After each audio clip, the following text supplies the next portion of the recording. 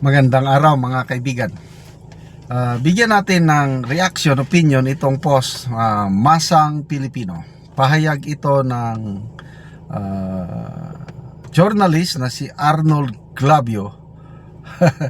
Nakakatawa. Sabi niya, corruption sa gobyerno mas magiging talamak umano kapag nawala sa pwesto si PBBM.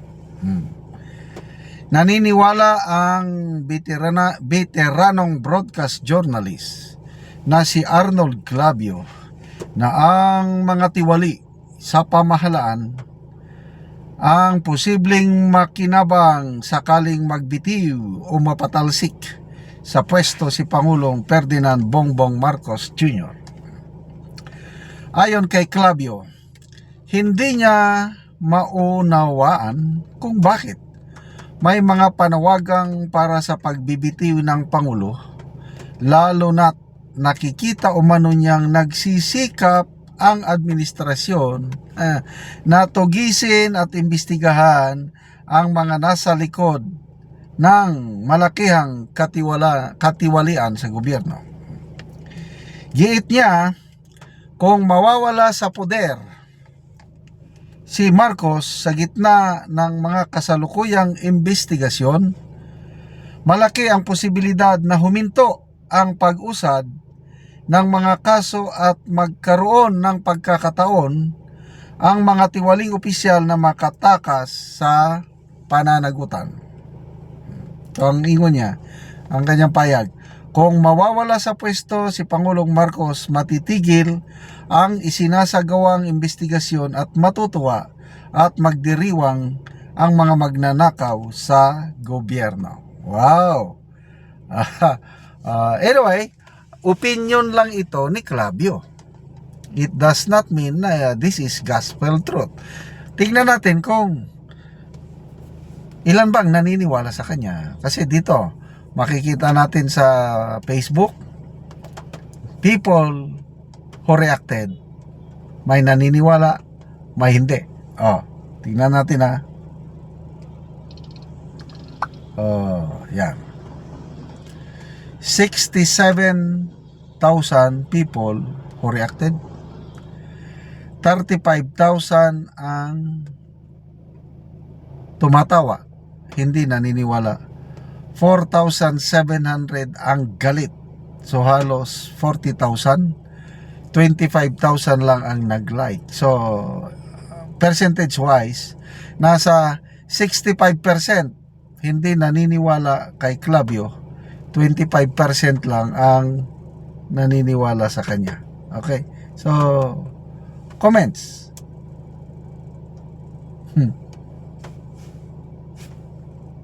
Okay. Glesandro Ono, parang baliktad. Okay. Cho Santiago, anong nangyari kay Arnold Clavio? Emily Balaji, don't worry sir, dyan pa naman si BP Sara. Mark Brian Ross, allergic kasi to sa mga name na Sara. Kakatawa naman ito. Bakit allergic sa pangalang Sara si Arnold Clavio? Alam nyo na, yung nangyari kay Sara Balabagan. Ay nako, kawawa ang batang Sara Balabagan. Anyway, ano na yon? Nangyari na yon. So, ano ba talaga?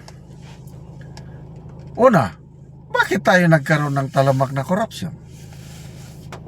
Sa opinion ko, paniniwala ko, analysis ko, nang dahil ito sa kahinaan ng Pangulo. According to former Budget Secretary Boots Abad, nagsimula pa 2023, 24 and 25, grabing budget insertion dahil sa either inalaw ng Pangulo o wala siyang kaalam-alam. Dalawa lang yan si according to Attorney Vic Rodriguez, ang nagdala o ang nagmaniobra na ma-appoint si Budget Secretary Pangandaman ay si Martin Romualdez.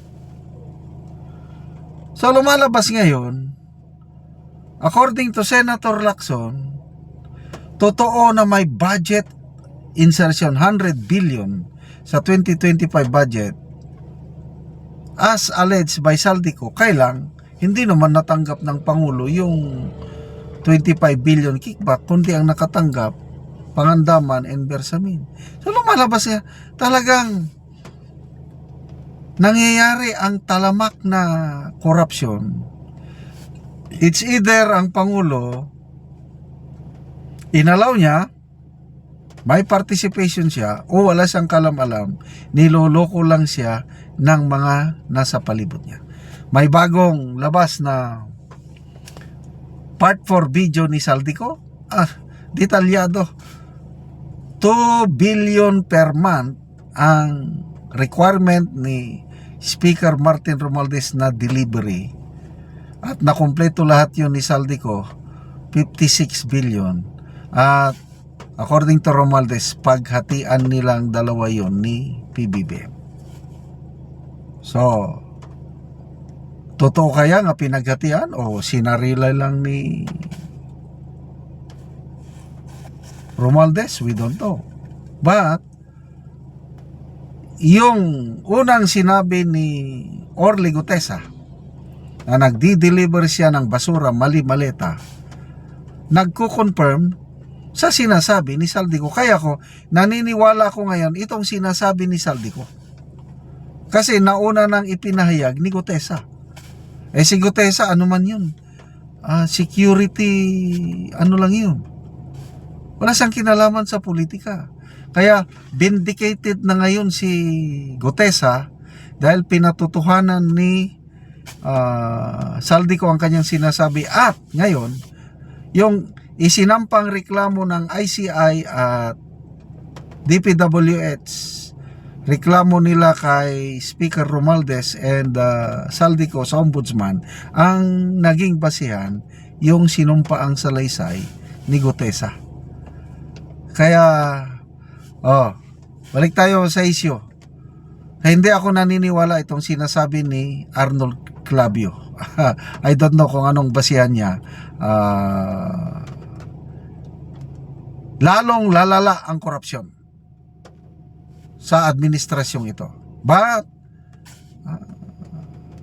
bahala ng taong bayan kung anong gagawin nila sa administrasyong ito. Basta ako, handa akong magtiis hanggang 2028. Total, mananalo at mananalo si BP Sara sa pagka-presidente. Salamat mga kaibigan sa inyong pagsubaybay sa ating channel. Nakakatulong kayo ng malaki sa tribong Talandig ng Bukidnon dahil ang income natin sa channel na ito is pantulong po sa tribo. Namimigay tayo ngayon ng libreng yero at pako para makapagpatayo naman ang tribo ng mas maayos na tirahan. Panoorin nyo ang video na ito. Karon mauna ni ang matagaan og yero nga apo ni Lola, kay si Lola tigulang na, so naa si Lola.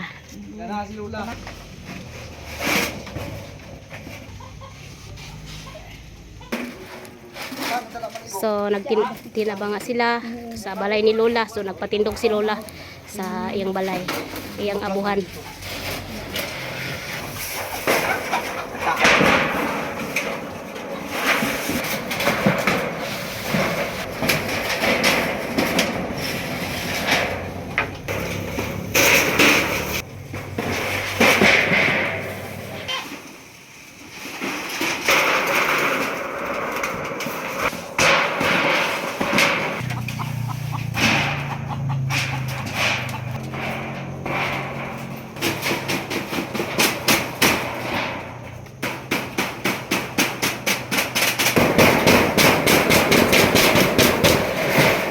Nagyod og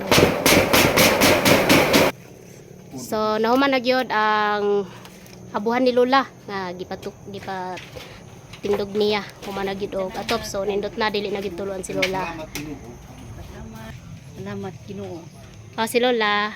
So, pila na imong edad la? Mag-86 na.